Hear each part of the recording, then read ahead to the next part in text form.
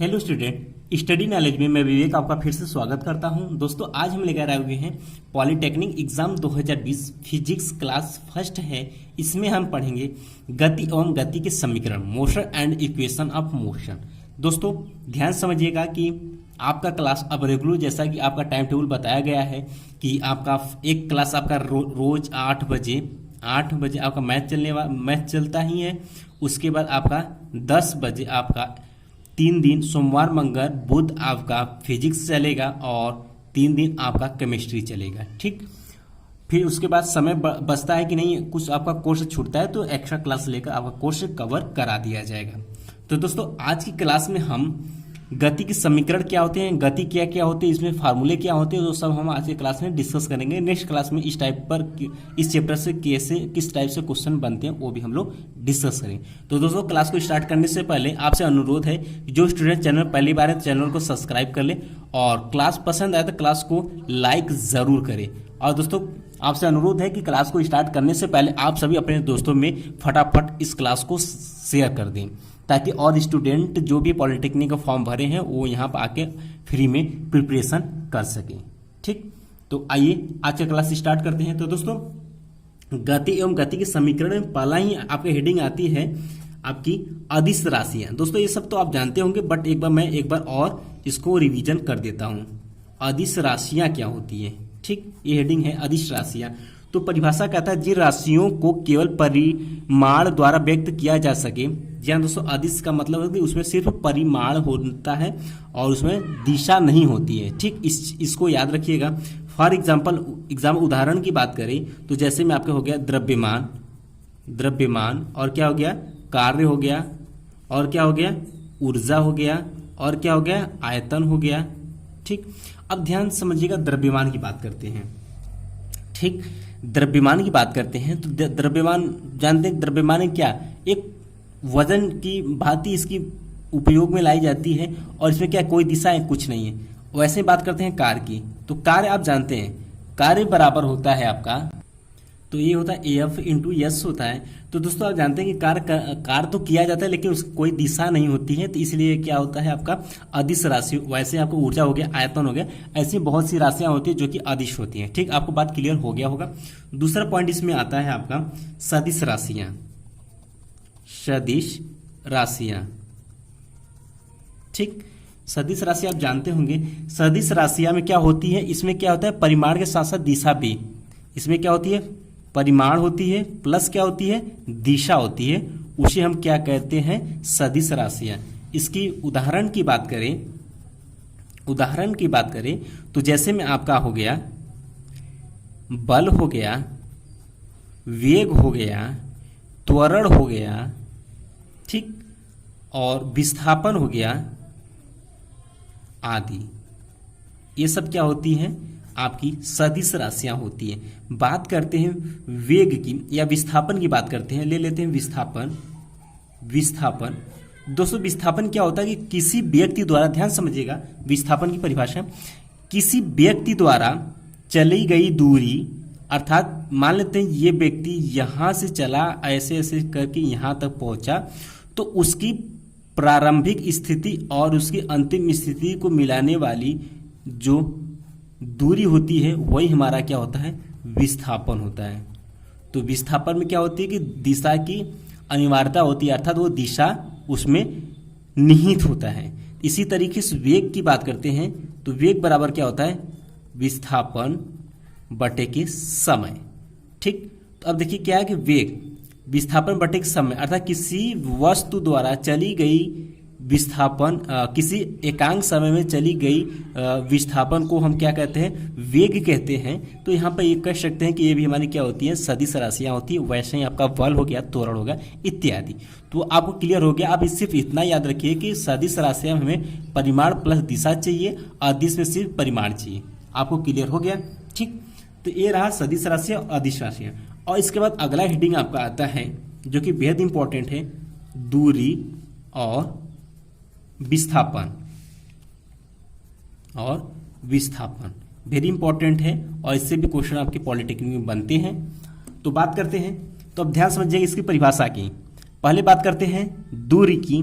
तो किसी गतिमान वस्तु द्वारा किसी भी दिशा में तय की गई लंबाई को दूरी कहते हैं। कोई वस्तु है, ये गतिमान है, ये ऐसे ऐसे ऐसे ऐसे ऐसे, ऐसे गया और यहाँ तक पहुँचा, तो कहता है कि जो इतनी पूरी लंबाई है जैसे भी घूम के गया है, अर्थात ये प्रारंभिक स्थिति और दूसरी स्थिति अंतिम स्थिति है, तो कहता है इसके द्वारा पूरी तय की गई दूरी, ये जैसे जितनी लंबाई है, ये पूरी तय की गई लंबाई को हम क्या कहते हैं?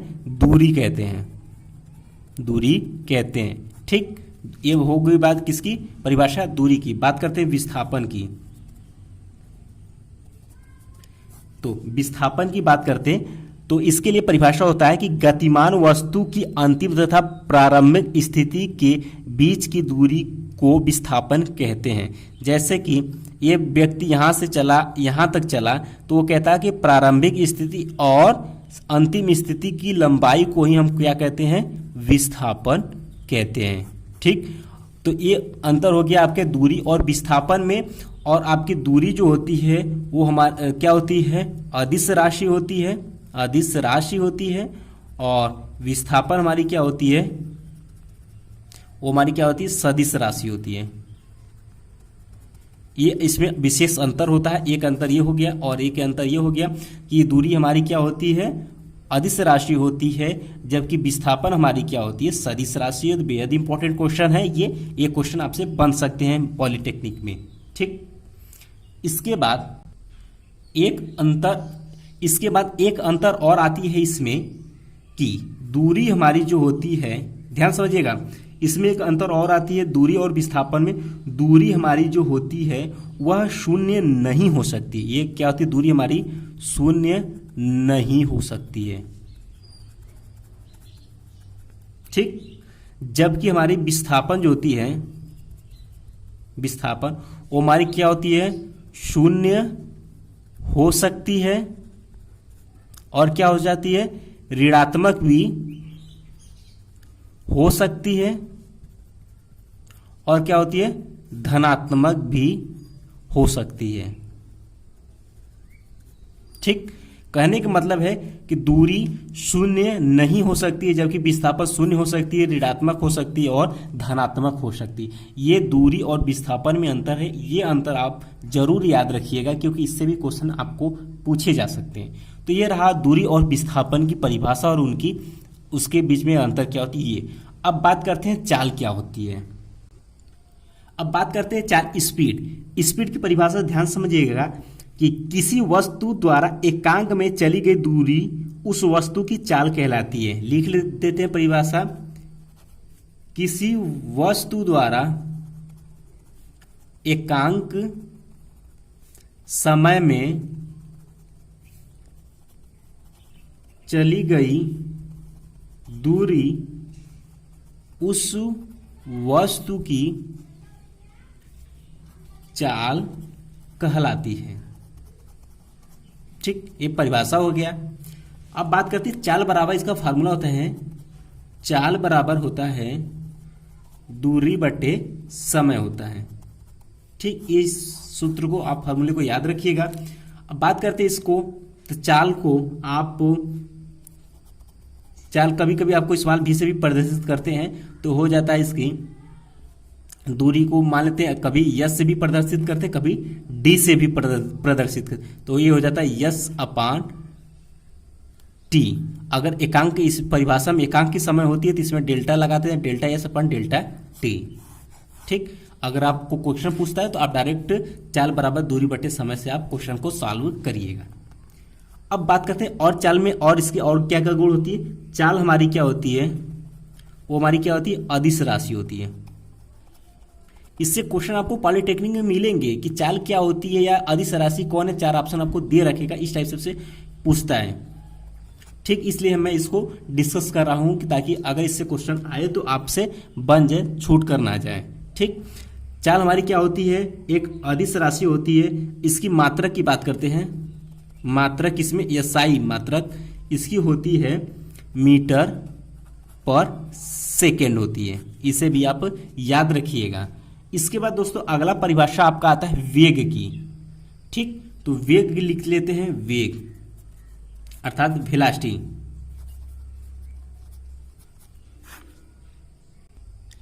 वेलोसिटी अर्थात वेग की परिभाषा एकदम सेम चाल की तरह ही है, थोड़ा सी सीमा अंतर, उसमें दूरी को जिक्र किया गया था, इसमें विस्थापन को जिक्र किया जाएगा, बाकी परिभाषा सेम है। तो हम कह सकते हैं कि किसी वस्तु द्वारा एकांक समय में चली गई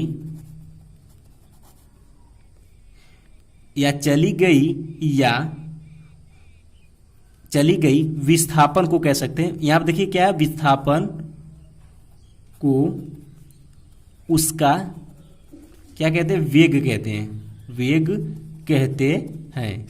ठीक, या फिर कहें कि किसी वस्तु द्वारा इकाई अंतराल में हुआ विस्थापन उसका क्या कहलाता है, वेग कहलाता है। और वेग हमारी जो होती है वो क्या होती है, सदिश राशि होती है, इसे याद रखिएगा। ठीक, और इसका मात्रक लिख लेते हैं।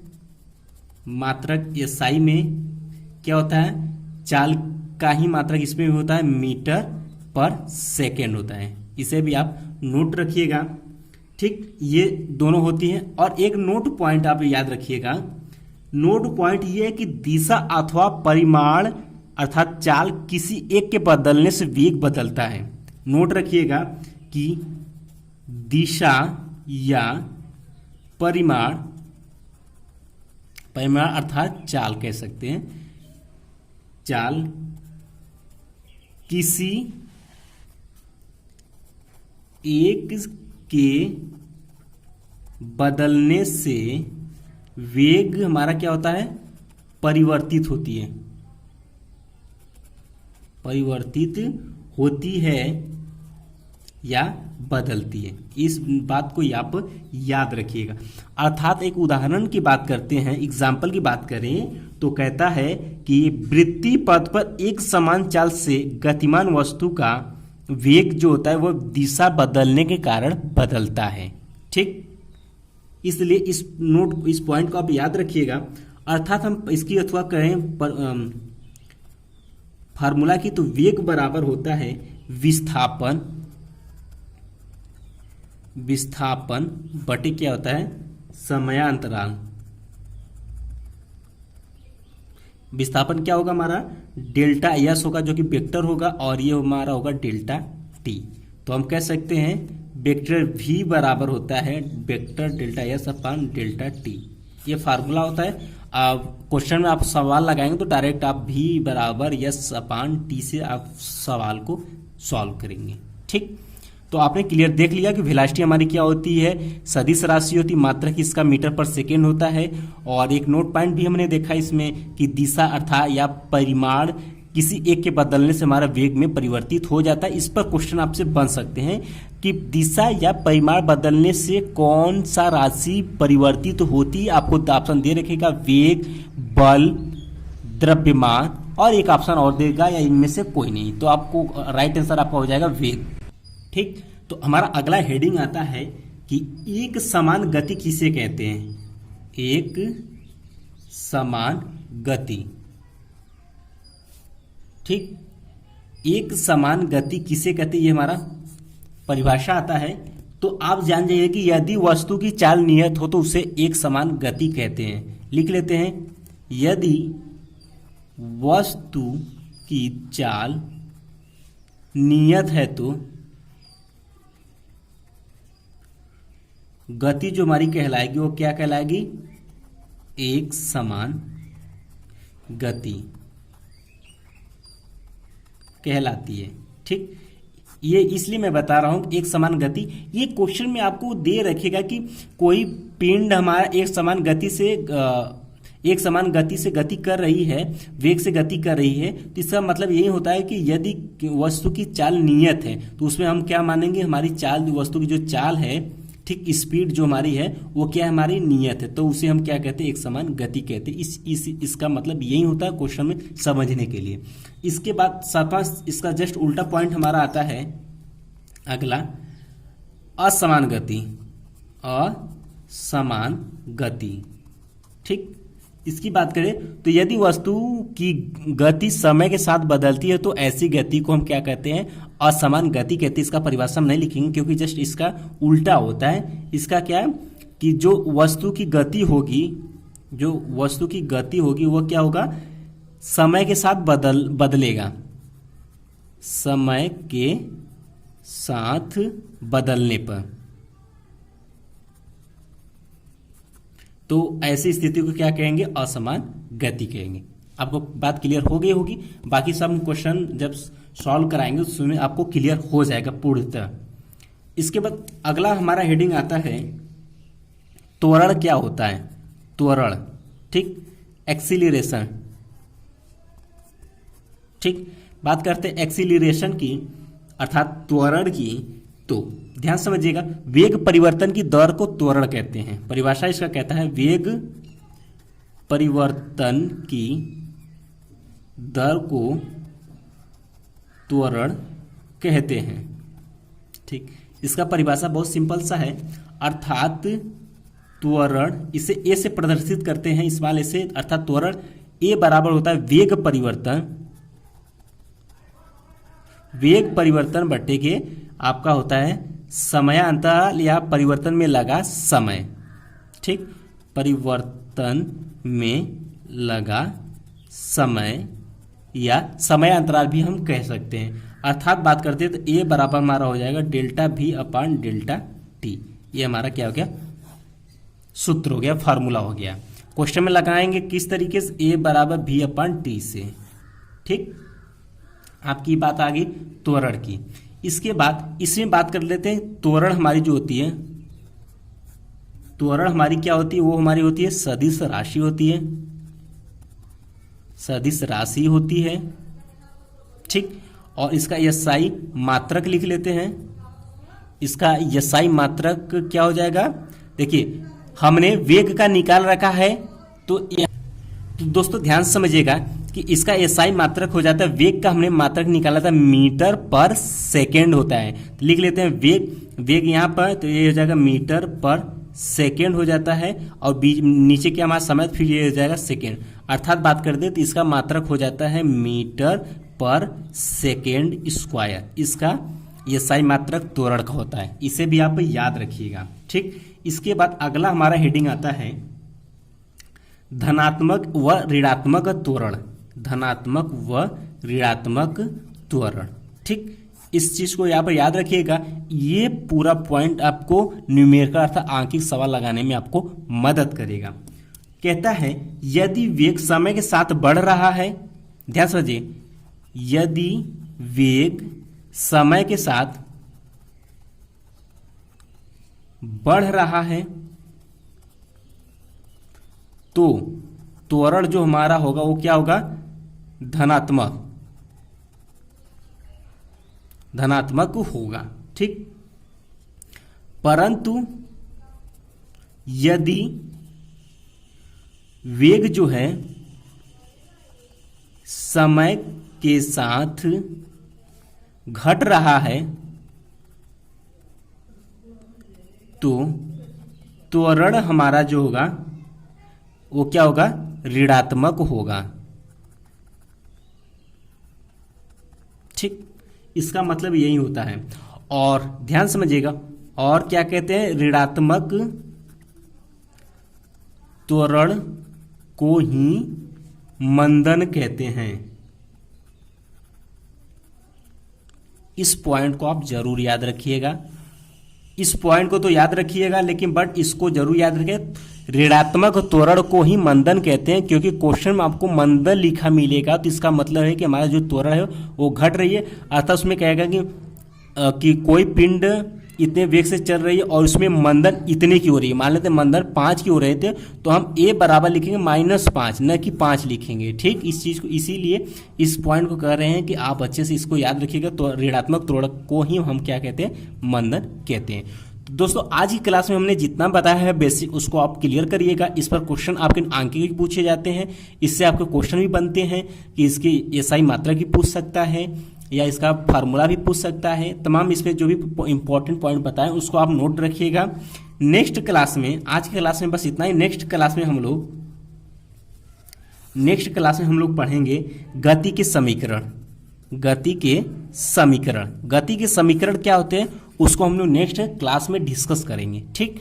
और दोस्तों आपसे जाते जाते ये कह रहा हूं कि अगर आपको कोई समस्या होती है या कोई आपको और कुछ चाहिए तो आप हमें कमेंट बॉक्स में कमेंट कर सकते हैं कि सर हाँ इस तरीके से कुछ होना चाहिए जिससे कि हम लोगों को बेनिफिट हो सके। तो मैं कोशिश करूंगा कि आपके प्रश्नों का उत्तर दे सकूं।